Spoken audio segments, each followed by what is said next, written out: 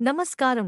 టీవీ7 daily market updates కు స్వాగతం. తడారని కళ్ళు, ఎడారిగా చేలు. అన్నమయ్య జిల్లాలో తీవ్ర వర్షాభావం నెలకొంది. ఖరీఫ్ కింద సాగు చేసిన పంటలకు నీటి తడులందక రైతులు అల్లాడిపోతున్నారు. వర్షాభావంతో ఎండుతున్న పంటలు. కరువు కోరల్లో అన్నమయ్య జిల్లా. రాయచోటి అన్నమయ్య జిల్లాలో తీవ్ర వర్షాభావం నెలకొంది. ఖరీఫ్ కింద సాగు చేసిన పంటలకు నీటి తడులందక రైతులు అల్లాడిపోతున్నారు. బోరుబావుల్లో నీరు అడుగంటిపోవడంతో పంటలు ఎండిపోతున్నాయి. వర్షం వస్తే వరి నాట్లు వేద్దామని పోసిన నార్లు ఎండిపోవడంతో పశువుల మేతకు వదిలేశారు. జిల్లాలో 3 నెలలుగా లోటు వర్షపాతం నమోదవుతోంది. ప్రాజెక్టులున్నా వాటి కింద సాగు నీటి కాలువల నిర్మాణాలు పూర్తి కాకపోవడంతో ఆయకట్టుకు చుక్క నీరందడం లేదు.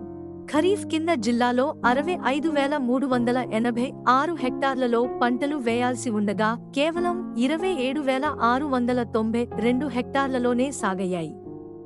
రాయచోటి, లక్కిరెడ్డిపల్లి, మదనపల్లె, వాయల్పాడు, పీలేరు డివిజన్లలో మెట్ట భూముల్లో వేసిన పంటలు వర్షాల్లేక ఎండిపోతున్నాయి. పంటలను కాపాడుకునేందుకు 14 బోర్లు వేసినా ఫలితం లేకపోయిందని రాయచోటి మండలం మాధవరం గ్రామానికి చెందిన రైతు మద్దెల జయన్న కంటతడి పెడుతున్నారు.